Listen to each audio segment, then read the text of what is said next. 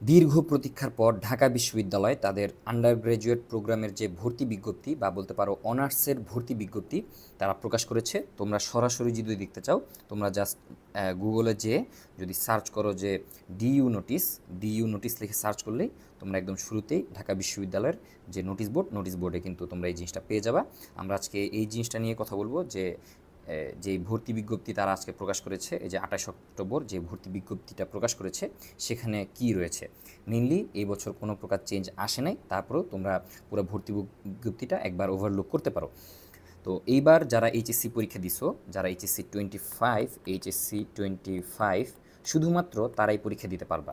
কিন্তু তোমার যদি এরকম হয় যে না তুমি এইচএসসি 25 হইলে কী হওয়ার কথা ছিল, যে তোমার এসএসসি হওয়ার কথা ছিল কত 2023, এসএসসি হওয়ার কথা ছিল 23 সালের বা 23-এর ব্যাচের। কিন্তু তোমার যদি এরকম হয় যে না তুমি 2020 সাল থেকে 2023-এর মধ্যে তুমি এসএসসি পাস করছো কিন্তু এইচএসসিটা 25-এ দিছো, সেক্ষেত্রে তুমি পরীক্ষা দিতে পারবা। ঠিক আছে, কিন্তু 24 সালের এইচএসসি পরীক্ষার্থীরা এখানে মানে সেকেন্ড টাইমে তারা পরীক্ষা দিতে পারবে না। আচ্ছা, আর আজকে যেহেতু ভর্তি বিজ্ঞপ্তি প্রকাশ হয়েছে, তোমরা হচ্ছে আগামীকাল থেকে 29 অক্টোবর দুপুর 12টা থেকে তোমরা অ্যাপ্লাই শুরু করে দিবা। প্রথম দিকে অ্যাপ্লাই করে দিও, লাস্টে দেখা যায় কি অনেক সময় দেরি হয়ে যায়। তো প্রথম দিকেই তোমরা হচ্ছে admission.eis.du.ac.bd এইখানে গেলে তোমরা কী করতে পারবা, অ্যাপ্লাই করতে পারবা। তোমরা আগামীকালকে থেকে 16 নভেম্বর রাত 12টা পর্যন্ত মানে 11টা 59 মিনিট পর্যন্ত তোমরা অ্যাপ্লাইটা করতে পারবা। আচ্ছা, এবার যদি আসি যে রিকোয়ারমেন্ট মেইনলি কী কী রিকোয়ারমেন্ট যা ছিল তাই আছে।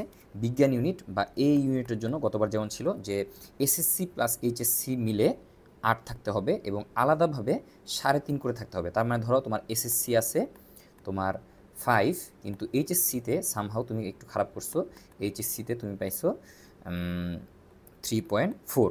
তার মানে দেখো তোমার কিন্তু 8 আছে কিন্তু এইচএসসিতে 3.5 কমপ্লিট হয় নাই। যেহেতু তোমার আলাদাভাবে 3.5 নাই, সেক্ষেত্রে তুমি পরীক্ষা দিতে পারবা না। আচ্ছা, এবার বিজ্ঞান বিভাগের শিক্ষার্থীদের আরেকটা কোশ্চেন থাকে, সেটা হচ্ছে ভাই আমি তো বিজ্ঞান বিভাগে আমার এইচএসসিতে আপনার 3.5 আসছে, কিন্তু আমি যদি কলা ইউনিটে পরীক্ষা দিতে চাই, কলা ইউনিটে কী বলছে, কলা ইউনিটে বলছে বা বি ইউনিটে বলছে কি যে তোমার ন্যূনতম 7.5 লাগবে, আর দুইটা মিলে 7.5 লাগবে, আর আলাদা আলাদা 3 করে থাকতে হবে। এটা কাদের জন্য? এটা হচ্ছে মানবিকের জন্য এবং ব্যবসায়ী শিক্ষা যারা বা কমার্সের যারা তাদের জন্য।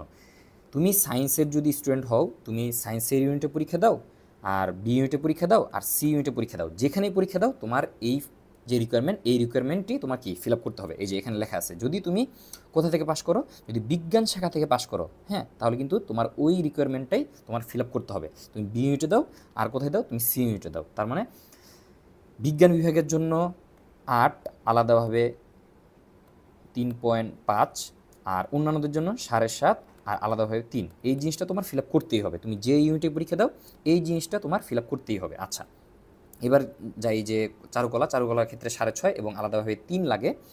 আর যদি আইবিএর ক্ষেত্রে বলি, আইবিএর ক্ষেত্রে সায়েন্সের মতো যেরকম রিকোয়ারমেন্ট ঠিক সেমভাবে আইবিএতে পরীক্ষা দিয়ে দিলেও তোমাদের সেম রিকোয়ারমেন্টটাই লাগবে। সায়েন্সের জন্য যেমন 8 প্লাস হচ্ছে 3.5 করে থাকতে হয়, এখানেও ঠিক সেম রিকোয়ারমেন্ট। আচ্ছা, এবার পরীক্ষা শুরু হবে কিন্তু আইবিএ দিয়েই। তো 28 তারিখে হচ্ছে আইবিএর পরীক্ষা। তো আমরা একটু কোটা সম্পর্কে দেখি যে কোটার ক্ষেত্রে কী কী আছে।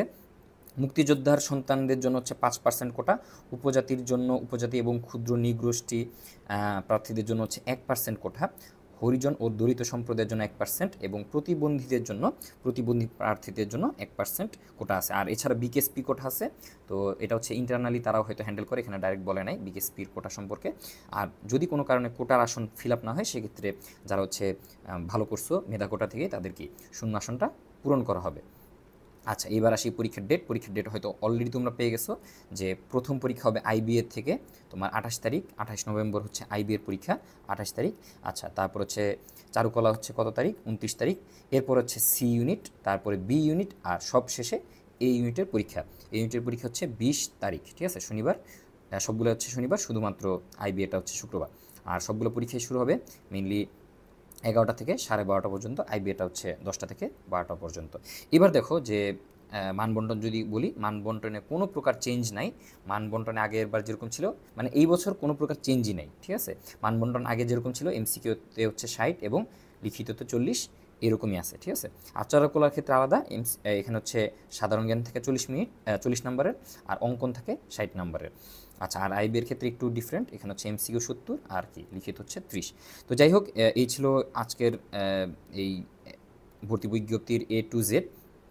আর এখানে আর কোনো বিশেষ তথ্য অ্যাড করা হয়নি, মেনলি গত বছর যেরকম ছিল সেরকমই একটা সার্কুলার তোমাদেরকে দিয়ে দিছে।